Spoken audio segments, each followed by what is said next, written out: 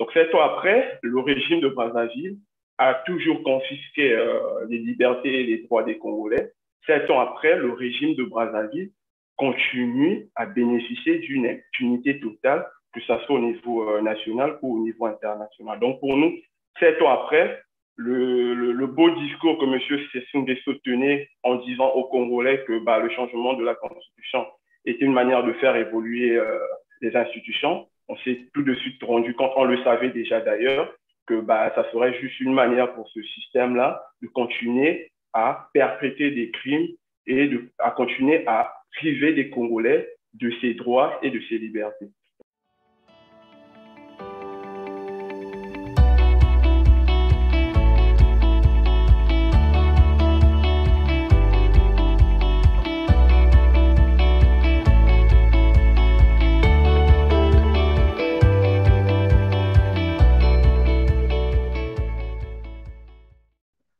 Bonjour, bonsoir, mesdames, mesdemoiselles et messieurs, fidèles téléspectateurs, bienvenue dans ce tout nouveau numéro de Droit de savoir consacré à la commémoration du 7e anniversaire des victimes du massacre d'octobre 2015 au Congo-Brazzaville. On se souviendra de la répression sanglante des manifestations pacifiques contre le coup d'État constitutionnel de Denis Sassou Nguesso qui, pour remplir donc pour forcer un 3e mandat présidentiel, opté pour la violation de la Constitution congolaise du 20 janvier 2002. 7 ans après, les familles des victimes attendent toujours savoir la vérité sur ces crimes contre l'humanité. Pour en parler, j'ai le plaisir de recevoir sur ce plateau M.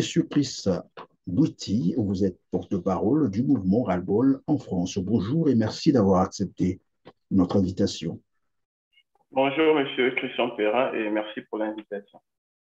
En tout cas, merci d'être disponible pour cette interview. Bienvenue aussi à ceux qui nous ont rejoints pour la première fois sur TLR TV. Faites comme les autres, likez et partagez cette émission pour nous aider à augmenter notre audience, un succès d'audience qui est avant tout le vôtre. Pensez également à vous abonner pour être prévenu de toutes nos prochaines publications. Alors, Monsieur Chris Bouiti, vous êtes porte-parole du mouvement Ras-le-Bol. 7 ans déjà passés, et vous le savez, quand des dizaines de jeunes Congolais, bien entendu, manifestant contre le coup d'État constitutionnel de Denis Sassou Nguesso, des massacres dont l'ordre avait été visiblement donné par Denis Sassou Nguesso, des massacres perpétrés par la police et l'armée congolaise, dont je vous propose d'abord de suivre ce reportage avant de continuer notre émission. Suivez.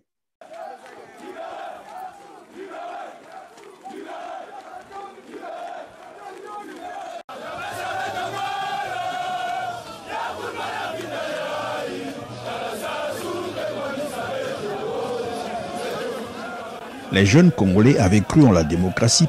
C'est en défendant cette démocratie que ces jeunes dont l'âge varie entre 17 et 34 ans sont tombés sous les balles de la police et de l'armée congolaise le 20 octobre 2015, lors de la désobéissance civile pourtant garantie par la loi.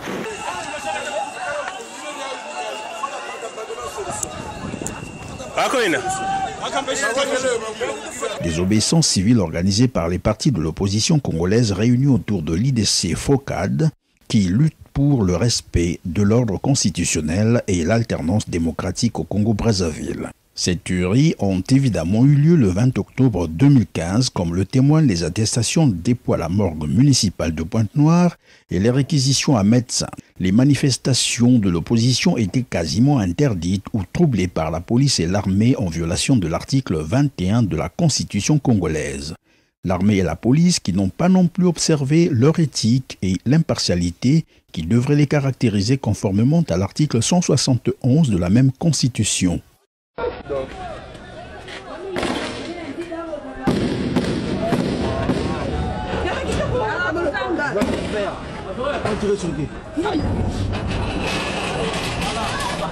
Au total, 16 morts tombés sous les balles de l'armée et de la police et 89 blessés dans la seule ville de Pointe-Noire. Curieusement, À ce jour, aucun responsable ni de la police ni de l'armée congolaise n'a été interpellé pour ces crimes. Ainsi, l'IDC et le FOCAD exigent l'ouverture immédiate d'une enquête indépendante pour mettre la lumière sur ces crimes contre l'humanité. D'autant plus que le gouvernement congolais, dans sa déclaration qui a suivi ces tueries, n'a fait état que de 4 morts sur toute l'étendue de la République, 3 à Brazzaville et 1 à Pointe-Noire. Probablement une intention de dissimuler le crime devant la communauté internationale. Voilà qui donne de la matière à la Cour pénale internationale d'enquêter au Congo-Brazzaville sur les événements du 17 et du 20 octobre 2015, car la personne humaine, rappelons-le, est sacrée. L'État a l'obligation de la respecter et de la protéger. Voilà, merci à la régie. Des jeunes tués par les éléments de la force publique, j'allais dire l'armée et la police, pour avoir voulu défendre la constitution congolaise du 20 janvier 2002. Vous êtes le porte-parole du mouvement Ras-le-Bol en France. 7 ans après, quelle lecture faites-vous de ces crimes contre l'humanité? Merci beaucoup une fois de plus, Monsieur Christian Perrin, pour la parole. Pour répondre à cette question, je vais emprunter un peu l'expression de mon aîné Charles Zachary Bouao, qui avait rappelé à M. Denis Sassou Nguesso que le changement de la Constitution était tout d'abord juridiquement infondé, politiquement incorrect et socialement explosif. Cette expression, 7 ans après, c'est ce que vivent les Congolais. 7 ans après, au Congo, on compte toujours des détenus politiques, dont les figures les plus emblématiques, qui est monsieur le ministre André Kombisasa et le général Motoko. Récemment encore, nous avons vu, il y a à peine une année et demie, une étudiante était retenue dans les heures de monsieur Denis Sassou Nguesso pour tentative à la sécurité de l'État. Donc, une fois de plus, cette liste a été alourdie par la situation de chancelier Mulunda. Et Dieu merci que les camarades sur place ont mené une campagne pour exiger sa libération et il y a quelques jours, elle a été libérée. Donc, toujours dans cette situation explosive, nous voyons tout le temps au quotidien la situation des retraités, de nos frères étudiants au niveau national et à l'étranger, toujours des situations de bourse à payer. Et en avançant aussi, la situation des droits humains au Congo-Brazzaville est toujours très difficile. Les défenseurs de droits humains sont toujours victimes de plusieurs arrestations arbitraires. Donc, 7 ans après, le régime de Brazzaville a toujours confisqué les libertés et les droits des Congolais. 7 ans après, le régime de Brazzaville continue à bénéficier d'une impunité totale, que ce soit au niveau national ou au niveau international. Donc, pour nous, 7 ans après, le beau discours que M. Sassou Nguesso tenait en disant aux Congolais que le changement de la Constitution était une manière de faire évoluer les institutions, on s'est tout de suite rendu compte, on le savait déjà d'ailleurs, que ça serait juste une manière pour ce système-là de continuer à perpétrer des crimes et à continuer à priver des Congolais de ses droits et de ses libertés. Donc, voilà un peu le bilan médiocre et le bilan insoutenable que nous pouvons dire de ces 7 années depuis le changement de ce coup d'État, depuis le coup d'État constitutionnel, pour ne pas dire changement de la Constitution, parce que pour nous, c'était déjà illégal comme démarche. Alors, tout à l'heure, vous avez rappelé un certain nombre d'éléments, notamment les diverses crises que traverse le Congo aujourd'hui, depuis, bien entendu, ce coup d'État constitutionnel, à savoir la crise économique, la crise politique, la crise sociale, parce que finalement, tout est au rouge au Congo-Brazzaville. Mais est-ce qu'on peut penser que le régime Sassou Nguesso s'est embourbé après ce coup d'État constitutionnel, ou bien ce sont là les conditions idéales de sa pérennisation au pouvoir? Bon, s'embourber, je pense qu'ils étaient bien préparés. Pour parler de s'embourber, je pense que moi, je me pencherais plus sur la deuxième hypothèse, qui est de créer les conditions. Parce que si on parle de s'embourber, c'est comme s'ils n'étaient pas préparés. Pour moi, ils étaient préparés, puisqu'on a tous vu le chronogramme des actions qui ont été menées pour étouffer les Congolais. Donc pour moi, on parlerait plus des conditions qui ont été créées pour eux. Et parmi ces conditions, vous avez su le rappeler, il y a eu une crise économique, il y a eu une crise politique que les Congolais n'ont pas d'ailleurs demandé. C'est M. Sassou Nguesso qui a la baguette de tout ça. Il a décidé d'aller faire un nettoyage ethnique dans le pôle. Il a décidé de perpétrer un crime économique pour continuer à maintenir les Congolais dans la précarité. Il a décidé encore de poursuivre son agenda politique qui est d'étouffer toutes les résistances politiques au niveau national. Donc pour nous, citoyens engagés, pour nous, acteurs de la société civile, on parlerait plus d'une situation voulue, comme dans toutes les dictatures, c'est-à-dire de créer les conditions d'une mafia, les conditions de la terreur pour continuer, évidemment, à donner l'impression que sans moi, cette situation va continuer à perdurer et je suis le seul homme qui est capable de tirer le Congo vers une bonne sortie, vers une porte au fait pour toutes les solutions. Et on se rappellerait tout le temps de ce discours de pacificateur, d'homme de paix, qu'il aime s'inventer dans la sous-région ou au niveau international. Donc pour nous, c'est voulu.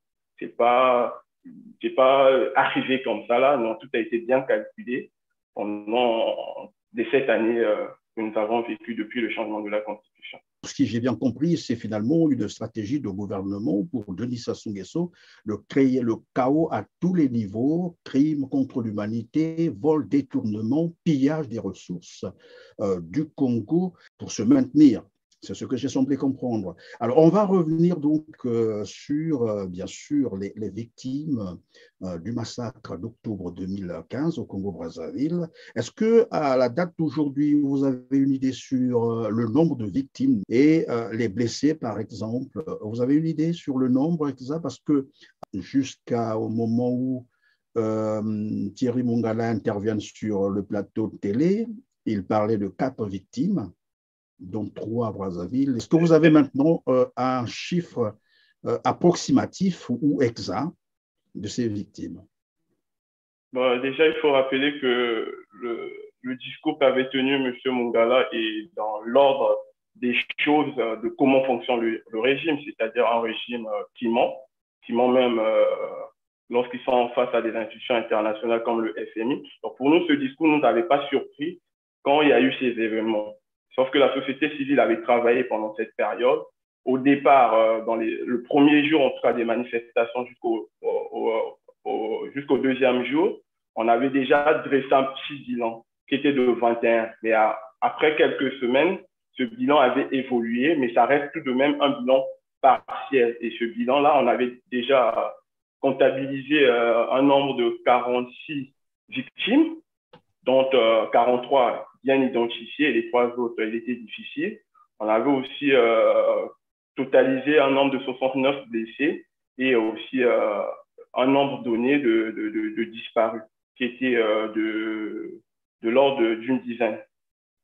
Donc, il y avait eu ce bilan, et ça, ces chiffres-là, c'est pas moi qui l'invente ou le ras-le-bol, mais il y a aussi des partenaires très crédibles qui ont documenté à ce sujet-là. On peut le retrouver dans les rapports comme des ONG comme celui de Agir ensemble pour les droits humains, Survie, et dans d'autres ONG très sérieux quand il s'agit de ce genre de situation. Mais sauf que ça reste un bilan partiel parce que M.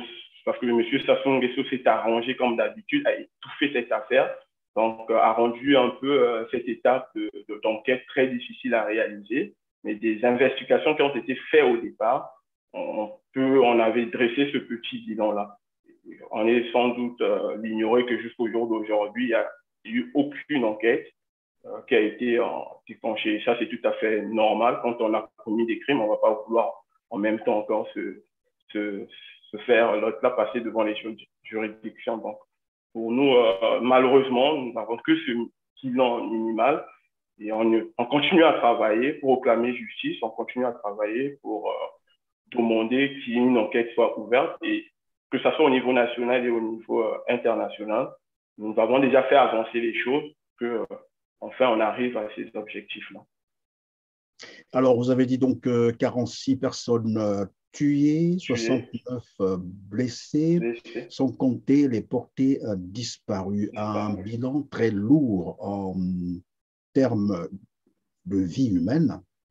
Mais qu'est-ce qui peut expliquer aujourd'hui le silence du gouvernement congolais 7 ans après tous ces massacres, tous ces crimes contre l'humanité, mais surtout la justice congolaise qui, jusqu'à présent, ne s'est pas autosaisie de l'affaire?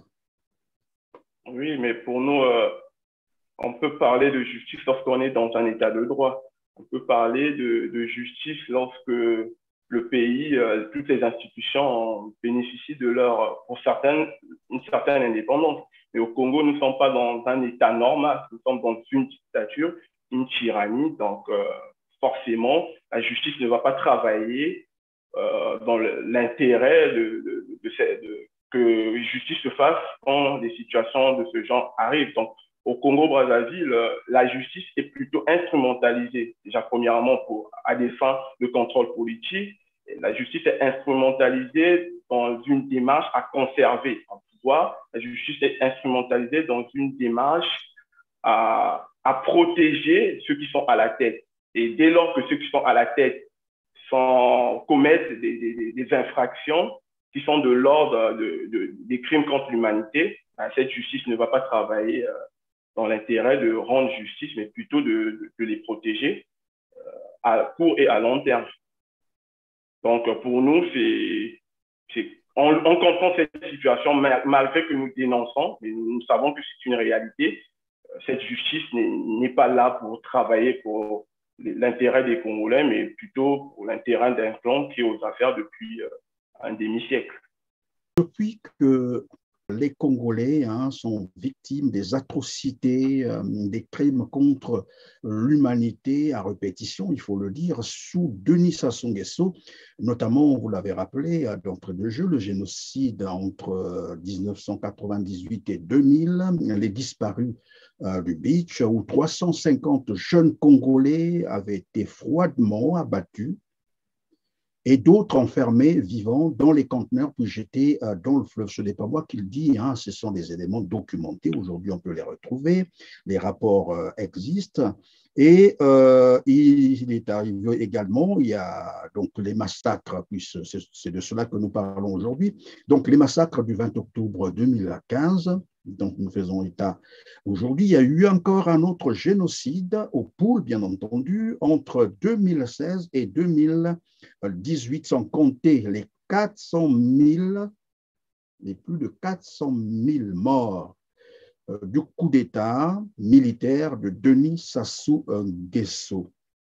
Qu'est-ce qui peut expliquer aujourd'hui le silence médiatique, notamment de la presse internationale, j'allais dire ce blackout médiatique au niveau de la presse française, mais aussi le silence de Paris? Bon, pour nous, citoyens congolais et acteurs de la société civile, ce silence est justifié du fait que M. Denis Sassou Nguesso est l'un des meilleurs criminels en tant que dictateur sur le plan de l'échiquier continental. Il est le meilleur élève d'un réseau que tout le monde dénonce au jour d'aujourd'hui, qui est la France-Afrique. Donc, pour M. Sassou Nguesso, pour ceux qui comprennent un peu comment fonctionne le système France-Afrique, c'est des billets de mallette qui passent de main en main sans pour autant que certains soient interpellés. Donc, c'est un réseau mafieux où M. Sassou Nguesso est un bon élève. Et il utilise ce réseau mafieux-là pour se protéger et pour bénéficier aussi de ce silence-là de la communauté internationale. Et quand on parle même de presse internationale, on va encore rappeler que M. Denis Sassou Nguesso a parfois des liens très forts avec certains qui détiennent même ces presses. Donc, je prendrai l'exemple de M. Soudan Nono qui tient le journal Jeune Afrique, qui est le beau lot là du président de la République. Pareil aussi avec d'autres médias. Il y a sa proximité qui font en sorte que ce seigneur de guerre, cet homme qui est à la tête de notre pays, juste une certaine protection. Et là, on peut aller même plus loin dans notre analyse en présentant même les événements qui se sont déroulés pendant le changement de la Constitution. Il y a toute une équipe qui est mise en place pour éventuellement couvrir en tout cas ces atrocités que peuvent commettre M. Denis Sassou Nguesso avec tous ces compagnons qui accompagnent son régime. Alors, Monsieur Chris Bouty, est-ce qu'on peut également croire, j'allais dire penser que Paris a quand même une responsabilité dans tout ce qui se passe au Congo? Je fais allusion là aux crimes contre l'humanité, aux atrocités vécues par les Congolais, parce que dans un rapport de survie, par exemple, je vais lire un certain nombre d'extraits. Dans le rapport survie intitulé « La coopération militaire française au service des dictateurs ». C'est un rapport de survie, ce n'est pas moi qui écris ce rapport. Il ressort que le coup d'État constitutionnel de 2015 au Congo-Brazzaville, ce coup d'État aurait été planifié conjointement par Denis Sassou Nguesso et bien sûr Paris. Voici quelques éléments qui le font dire. 1. On fait remarquer que Laurent Fabius avait reçu en France le ministre des Affaires étrangères Jean-Claude Ngakosso le 21 octobre 2015 et donc en pleine répression, parce que la répression au Congo a eu lieu le 20 octobre 2015. Le 21, Ngakosso est reçu par Laurent Fabius en France. 2. François Hollande déclarait que Sassou Nguesso pouvait, sinon peut, consulter son peuple. Ça fait partie de son droit et le peuple doit répondre. Une phrase qui avait d'ailleurs été immédiatement affichée sur les bâtiments publics congolais pour préparer, bien entendu, les consciences des Congolais de ce qui devrait arriver. Troisièmement, le ministère français des Affaires étrangères déclarait pendant, disons dans la même période, ce ministère donc déclarait prendre note des résultats, l'Élysée affirmant par la voie d'un communiqué, bien sûr, prendre lui aussi note malgré les conditions qui ne permettaient pas d'en apprécier les résultats. Ça, c'est du côté de l'Élysée. Et bien avant tout cela, et ce qui est d'ailleurs curieux, le ministre français de la Défense en ce temps-là, c'est M. Jean-Yves Le Drian, à la suite de sa visite à Brazzaville le 22 juillet 2015, note pour sa part que la nécessité sécuritaire prime sur l'objectif démocratique. Et plus loin, nous avons évidemment, on a aussi rapporté les propos de Jean-Yves Olivier qui dit « La souveraineté ne se découpe pas en mandat, mieux vaut un homme fort que la si dangereuse instabilité démocratique. » Lorsque vous avez tous ces éléments recoupés, mis ensemble, est-ce qu'on peut penser finalement que Paris a une responsabilité dans ces crimes contre l'humanité commis par le régime Sassou Nguesso? Quand on relève tous ces faits-là, on peut mieux comprendre pourquoi tout a échoué lors du changement de la Constitution, que M. Sassou Nguesso finalement n'avait pas agi seul et qu'il avait bénéficié d'un grand soutien pour pouvoir mater cette révolution citoyenne, cette révolution des Congolais qui aspiraient à une liberté. Et effectivement, ce discours que vous avez rappelé même de François Hollande est aux antipodes du discours qu'il avait tenu lors du sommet de Dakar, qui décourageait à l'époque ces tyrans-là à ne pas briguer ou changer la Constitution, ne pas briguer un troisième mandat ou changer la Constitution. Et ce que vous avez aussi oublié de rappeler, c'est que pendant cette même période où le Congo s'apprêtait à plusieurs dialogues, donc le dialogue de Djata, en mois de juillet, M. François Hollande avait déroulé le tapis rouge à M. Denis Sassou Nguesso en le recevant à l'Élysée. Donc, ça montre clairement que le discours qui était tenu et les actes posés étaient totalement, diamétralement opposés et que dans l'analyse, nous voyons clairement il y a des éléments très marquants qui démontrent que Sassou Nguesso a bénéficié d'un grand soutien. Et parmi ces soutiens-là, bien évidemment, la France, qui est le premier partenaire commercial du Congo, est rentrée en action pour soutenir l'ami de Chirac, l'ami de cette France qui ne veut pas changer de paradigme, comme nous le voyons au jour d'aujourd'hui. Là, ils sont en train de perdre même certains pays avec qui ils étaient en partenaire. Cette France a souvent agi de cette manière, malheureusement. Et c'est une chose que nous regrettons, alors que la France avait l'opportunité de changer de paradigme en 2015. Et finalement, ils persistent dans leur démarche à soutenir des dictatures qui n'ont plus rien à donner à des populations comme celle du Congo. Donc oui, pour nous, société civile, ça a été une grande trahison parce qu'on attendait plus d'un pays qui fait la promotion des droits humains. Et pour nous, on était très déçus de constater ce que vous venez de relever et c'était vérifié. Nous qui étions sur place, nous avons tous vu ces affiches de ce discours de François Hollande, qui était président à l'époque, qui encourageait, pour nous c'est vraiment encouragé, pour nous c'était une manière de dire à Sassou, allez-y, on t'épaule, tu es libre de faire comme d'habitude et tu bénéficieras de ce silence que nous avons tous vu, un silence diplomatique et aussi voilà, un silence au niveau des médias.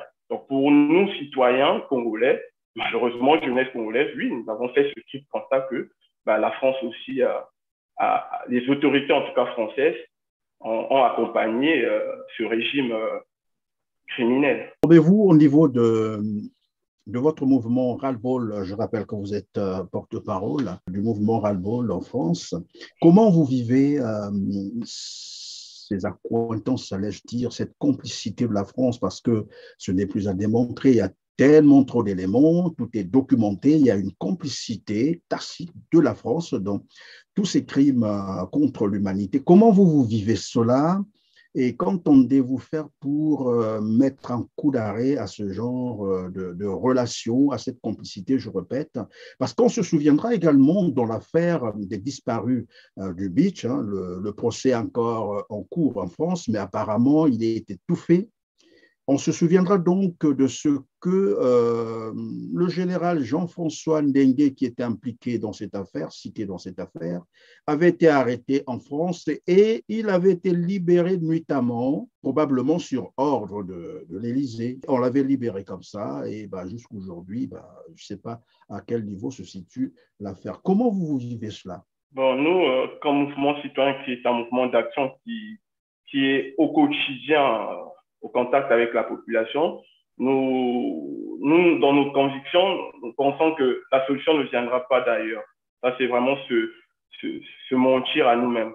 Ailleurs, les peuples se sont libérés eux-mêmes d'abord, c'est-à-dire ils ont fait ce qu'il fallait pour ensuite bénéficier peut-être d'un soutien peut-être tardif ou d'un soutien d'accompagnement. Pour nous, ce que nous menons au quotidien comme action, c'est déjà de faire ce travail de conscience que quand une dictature s'installe, il y a malheureusement des conséquences comme ce que nous voyons, c'est-à-dire un peuple qui ne sait plus comment se battre face à un régime sanguinaire, un régime qui tue tous les jours. Et dans cet état des faits, nous essayons de nous organiser. S'organiser, c'est mener des actions citoyennes afin de faire comprendre à ce peuple-là que c'est inacceptable qu'au jour d'aujourd'hui, avec toutes les ressources que nous avons, que nous manquons d'hôpitaux, que nous manquons du travail pour 5 millions de Congolais, que nous manquons des lieux pour aller se soigner, alors que ceux qui nous gouvernent payent des milliards pour des soins à l'étranger, pour des évacuations sanitaires, et pour d'autres payent des villas à des tours Trump Tower pour leurs enfants, comme c'était le cas avec la fille du président Kolodia Sassou. Donc pour nous faisons plus un travail sur le terrain parce que nous savons que s'il faut attendre le soutien d'ailleurs, ça ne viendra pas, s'il faut le dire. C'est pas aux autorités françaises de venir se battre pour nous libérer. Ça ça c'est mentir aux Congolais, ça c'est tenir un discours de rêveur aux Congolais. Tout ce que nous pensions, comment nous réfléchissons au quotidien, c'est surtout aller chercher nous-mêmes nos propres solutions face à ces défis du quotidien. Ces défis du quotidien que la dictature nous met, c'est voilà, comment on doit s'organiser, nous, pour qu'il n'y ait plus des arrestations arbitraires. Comment nous pouvons nous organiser au quotidien pour que on ne soit plus victime d'un fils du pouvoir pour la simple raison qu'on était en désaccord, qu'un matin, on toque à notre porte à 3 heures du matin pour aller nous jeter en prison. Nous avons des défis plus urgents qui est surtout de donner une conscience citoyenne pour faire face à cette dictature. Et pour le reste des soutiens, ça ne va pas arriver comme ça. Ailleurs, ça ne s'est pas passé comme ça. Le Burkina n'a pas attendu la France pour les libérer. Nous aussi, nous n'attendons pas grand-chose de la France. Sauf que nous devons rappeler à cette France-là que si cette France veut continuer à être un partenaire du Congo, c'est dans son intérêt à ne pas encourager des dictatures, mais plutôt à mettre en action ce qu'ils aiment mettre en avant, c'est-à-dire un pays qui défend des valeurs universelles, qui défend les droits et libertés dans le monde, comme on le voit actuellement dans d'autres pays. Mais sinon, tant que la France persistera, viendra un jour que la France aussi va perdre peut-être son privilège d'être partenaire du Congo. Parce que y a une jeunesse qui comprend les choses, il y a une jeunesse qui n'est plus prête à accepter ces dictats-là, n'est plus prête à voir une France paternaliste, une France qui encourage les dictateurs, qui reçoit au quotidien, si ce n'est pas le Denis Sassou Nguesso, c'est ailleurs Paul Biya et d'autres dictateurs comme Ouattara et tout autre. Donc, nous faisons d'abord un travail sur nos citoyens, puis de ce qui relève de la suite, ça c'est aux Congolais d'en décider. Alors, merci donc pour ceux qui voudront avoir ces informations que nous avons données ici. Probablement qu'il y a ceux qui se posent la question, mais est-ce vrai? Non, il suffit de se rapporter sur le rapport de l'association Survie intitulé « La coopération militaire française au service des dictateurs ». C'est un rapport qui a été pondu en avril 2016. Alors, monsieur Chris Bouty, vous êtes le porte-parole du mouvement Ras-le-Bol en France. Nous sommes arrivés à la fin de notre émission. Ma question, et qui vaudra d'ailleurs votre réponse et qui va compter pour le mot de la fin. Aujourd'hui, on connaît donc le nombre des victimes, même s'il est encore approximatif, 46 victimes, donc 46 jeunes Congolais tués lors du coup d'État constitutionnel de Denis Sassou Nguesso. Il y a une soixantaine, bien sûr, de blessés. Je ne sais pas si tout le monde s'est traité. Il y a des portés disparus. La suite, c'est quoi? Puisque à la date d'aujourd'hui, apparemment, la justice congolaise n'a encore rien fait et n'a rien dit. La suite, c'est de réclamer justice. Et réclamer justice, c'est pas le dire, mais c'est de poser des actes, de poser des actions qui vont dans ce sens. Donc, nous travaillons déjà ici en France pour se constituer partie civile. On l'a déjà fait. On est en train de réunir d'autres signatures pour traîner cette situation-là vers les juridictions compétentes, puisque c'est une situation de crime contre l'humanité. C'est le régime qui s'est levé pour tuer les Congolais qui étaient sans armes et non violents. Donc, au niveau de la France, raison pour laquelle Ras-le-Bol existe maintenant au niveau de la France, pour pouvoir mener certaines actions qu'ils ne pouvaient pas mener au niveau du Congo, puisque le régime fait tout pour étouffer au niveau national. Mais nous qui sommes ici en France, nous bénéficions d'une certaine liberté, vu qu'on est dans un pays des droits humains, pour mener cette action de justice. Donc, au niveau de la France, nous avons déjà engagé des procédures. Il y a des associations au niveau national ici en France qui nous accompagnent dans ces démarches. Au niveau local aussi, il faudrait s'organiser pour faire cette action parce qu'il faut poser aussi l'action au niveau national, même si nous savons que cette justice est instrumentalisée, il est important de le mener. Et il y a aussi une équipe qui s'organise pour pousser cette procédure-là. Et je pense que dans les semaines à venir, vous aurez des nouvelles de ces suites judiciaires, de ces actions judiciaires-là. Et donc, nous nous organisons comme ça au niveau de l'étranger, donc en Europe ici, et au niveau national, sont tout le temps en collaboration avec ceux qui travaillent réellement pour changer le quotidien des Congolais. pour arriver maintenant à ces solutions-là qui est de réclamer justice parce que 46 morts, c'est pas rien. Même si c'est un seul Congolais, il faut se battre pour que nous ne soyons plus à la longue victimes de ces abus, victimes de ces crimes. Alors que, comme on nous le rappelle, la vie humaine, elle est sacrée et nul ne peut décider comme ça là, de la côté et puis de déambuler tranquillement ou de venir faire ses achats ici à Paris. En tout cas, merci, Monsieur Tristan Bouty, d'avoir été avec nous. Je rappelle que vous êtes porte-parole du mouvement Ras-le-Bol France.